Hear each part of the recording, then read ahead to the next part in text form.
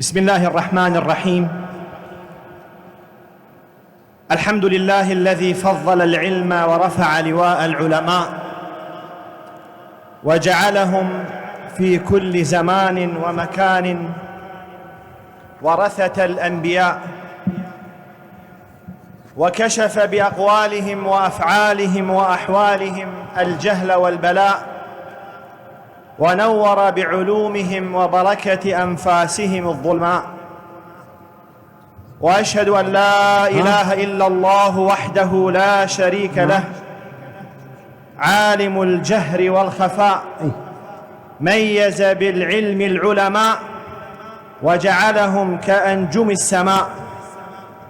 وأشهد أن سيدنا ومولانا محمدًا عبده ورسوله، إمام العلماء وقدوة السعداء ومعلم الحنفاء، صلى الله عليه وعلى آله وأصحابه ما دامت الأرض والسماء. سيدي وشيخي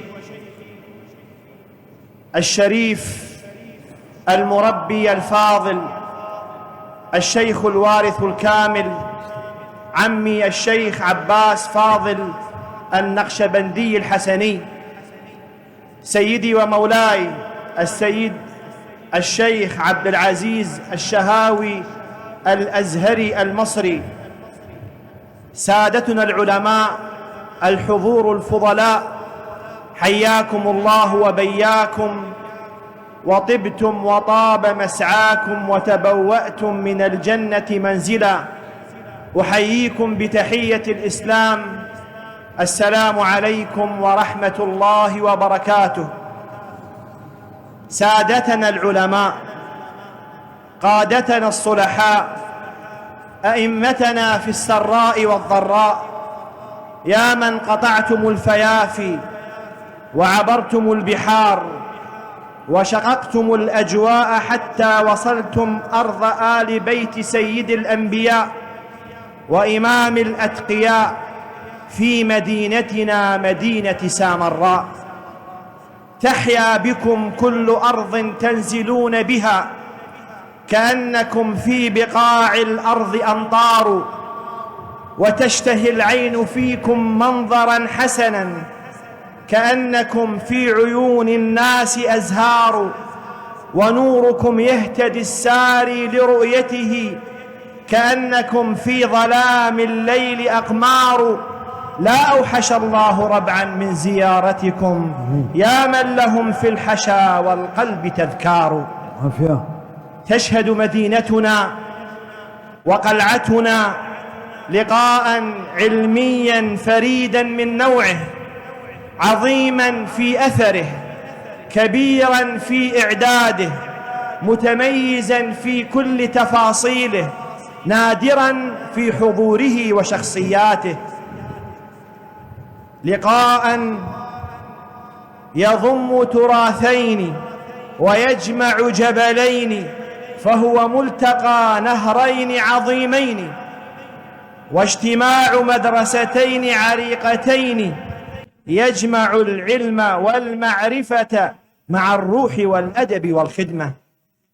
إذ يستضيف شيخ المدرسة الربانية للعلم والمعرفة بالله العالم الرباني والمربي الروحي الشيخ السيد عباس فاضل الحسن النقشبندي، أطال الله في بقائه مع الصحة والعافية، في قلعة سامراء، علما في العلماء، وقدوة في الفقهاء، وإماما في الأدباء، وسيدا في الصلحاء. إنه الشيخ العلامة عبد العزيز الشهاوي الأزهري المصري، شيخ السادة الشافعية في الأزهر الشريف والديار المصرية. نقول له: يا زائرا أرض العراق تحية، يا زائرا أرض العراق تحية، كل العراق لمن يزور حضور، ولهم بمن حل الديار حفاوة، ولهم سرور بالغ وحبور. اليوم يجتمع له أهل العلم والفضل من كل حدب وصوب، وتستقبله آلاف العمائم بالشوق والأدب والحب، في جامع الرباط وزاوية نقشبند، ملاذ كل عاشق ومحب. هذا يوم مشهود وفي عظيم الأيام معدود، سيذكره التاريخ في الآباء والأبناء والجدود، وهو من المفاخر والمناقب التي عبرت وتعبر التضاريس والحدود. في الأمس القريب التقت أرواحنا بضيفنا في مجالس الرواية والدراية في كل مساء وصباح، واليوم تتعانق الأشباح وتغترف رشفا من البحر أو غرفا من الديم بجميل الأقداح، ويبتهج الحضور وسط الأفراح، وهذا لعمري جناح التوفيق والنجاح. لقد أسدى شيخنا وعمنا العارف بالله الشريف عباس فاضل النقشبندي لسامراء خاصة والعراق عامة وأهل العلم فضلا قل نظيره وندر مثيله وعجز عنه غيره، باستقدام العلماء والفضلاء والصلحاء والأولياء، والتعريف بتاريخ سامراء وجمع العلماء والفضلاء في أرضها.